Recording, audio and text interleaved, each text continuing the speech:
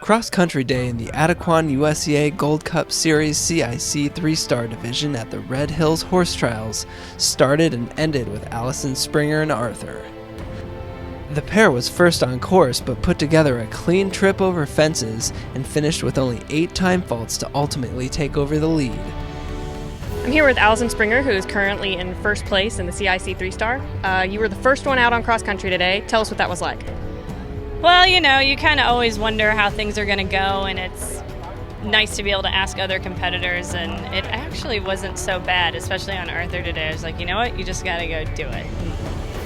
Hope he rides like it walks, and he made real easy work of it, so I was happy.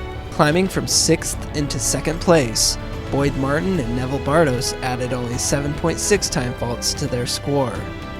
A tough testing course, as you usually expect when you come to Red Hills.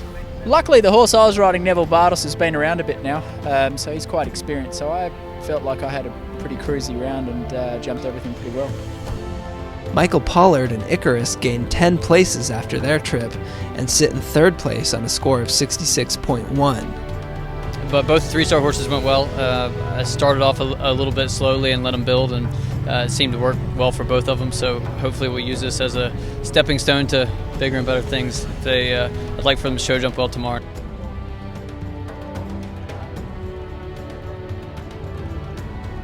And I think today's gone really, really nicely. The intermediate especially, quite a few people, and the 2-star, quite a few people got inside the allotted time, which is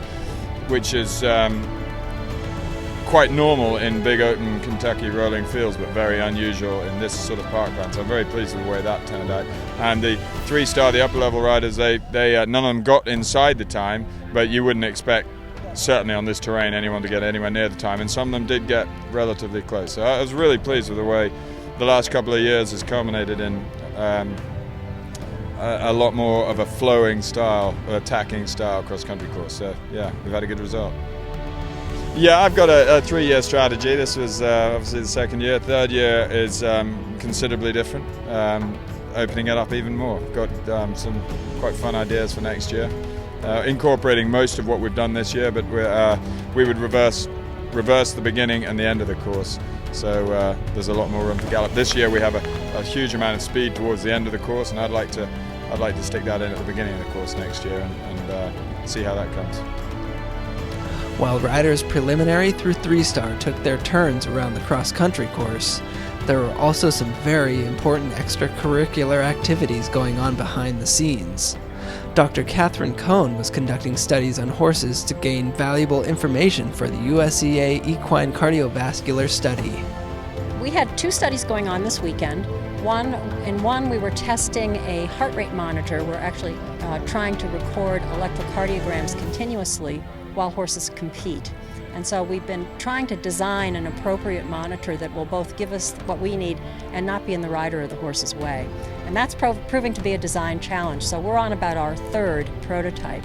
We were testing that one this weekend. The second study was to look at the blood levels of a compound called cardiac troponin 2. And normally cardiac troponin lives inside the muscle cells of the heart.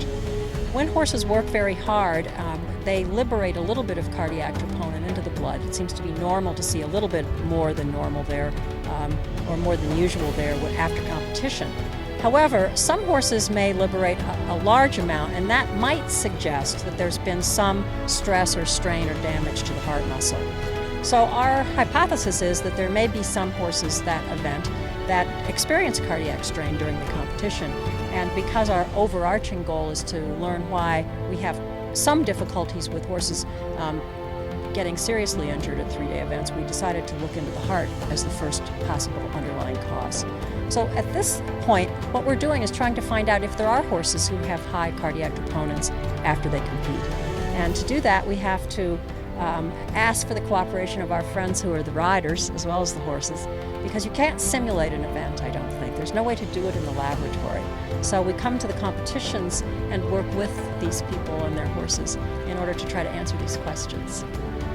Doug, as a competitor, as a rider, what do you think about this study? How important do you think it is? I think it's critical. To me, I know there are some people that have some reservations about participating in that you have to draw blood before, during, and after. but I see it as something that's only going to benefit us in the long run. If they have more information to deal with and to process, then they ultimately should have better results, and it's only going to help us. The exciting weekend at the Red Hills Horse Trials will culminate tomorrow with show jumping in the main arena. Top rider will earn a $500 bonus thanks to the Adequan USEA Gold Cup Series, as well as valuable points towards the year-end award of $20,000. Fortunately, I feel a lot more confident about show jumping these days. He used to be a horse that I was ill even thinking about going into show jump on. I've worked really, really hard on it in the last couple of years, and I've learned a lot about it. I mean, you're always learning, but it's been, touch wood, going really well, and I'm excited for tomorrow.